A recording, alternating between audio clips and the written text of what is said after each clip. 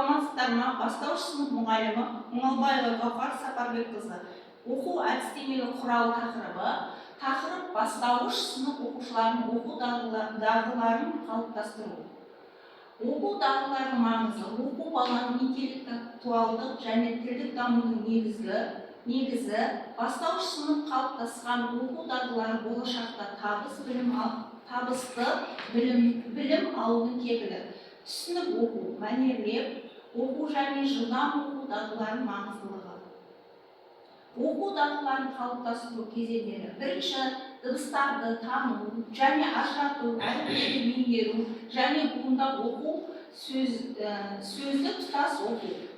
Төртінші, түсініп оқу және мәнді мазмұндау, жылдам оқу және жетілдіру. Фонематикалық естудің дамытуы. Балалардың дыбыстарды дұрыс тануға көмектесетін ойындар. Қай дыбысты естідің? Сөздегі артық дыбысты тап, жасырын әріпті тап, тілдік жаттығулар, артикуляциялық ойындар.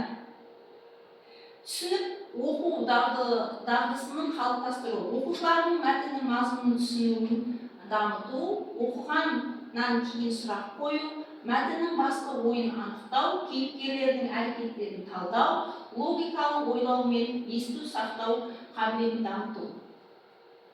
Жылдам оқу дағдысын жетілдіру, буындап оқудан тұтас оқуға көшу, мәнерлеп ырғақты оқу, оқу жылдамдығын арттыруға арналған жаттығулар, таймермен оқу, кітаптағы сөздерді жылдам табу, ширату мәтіндермен жұмыс.